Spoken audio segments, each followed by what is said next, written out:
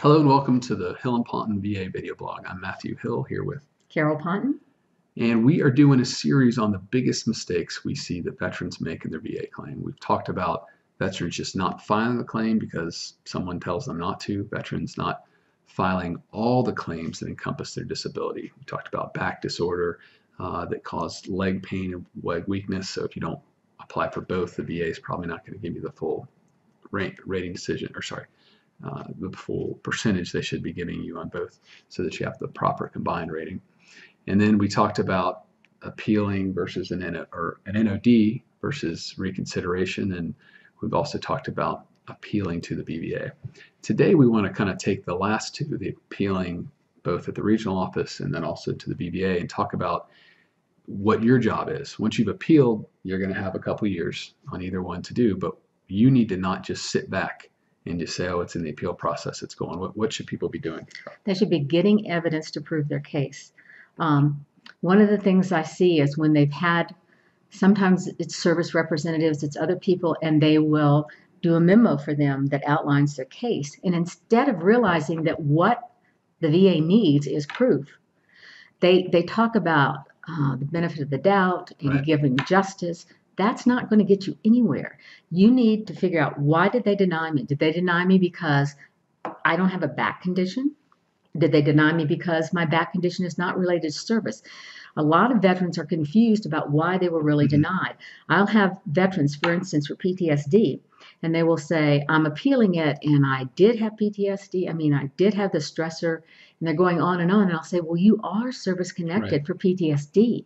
What you're trying to get is a higher rating. Mm-hmm. So you need to concentrate on how the PTSD affects you. Get buddy statements from people who are around you. Get a doctor's statement about how the PTSD is. So you need to figure out, why have they denied you?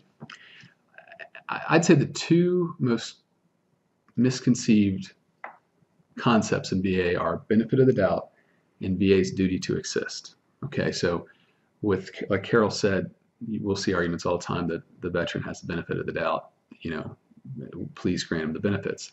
The thing preceding that is the VA has a duty to assist the claim. So when you file a claim, the VA has to help you prove your claim by going out, getting outside medical records, service records, and then most likely an exam, a medical exam by a C&P examiner showing, is something related to service or not?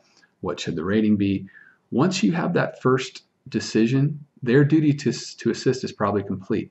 They've probably gotten the exam, and the exam, if you were denied, was probably negative. Okay, so if that's where you are in the evidence, and then what you're arguing is the benefit of the doubt, if you don't have any other evidence contradicting what the C&P examiner says, there is no doubt. The only evidence is the negative evidence against you. So as Carol said, you need to know on what basis, not only what was denied, but what was the basis for denial, and that's what you attack. And then and only then, once you've proven, shown other evidence that's positive for your claim, would the benefit of doubt come into play. There is, if the only evidence, I guess this is my takeaway, Right. if there's only evidence is negative, there's no doubt, so you don't get a benefit. Okay, so it's important to remember that, and ultimately you are the master of your own claim.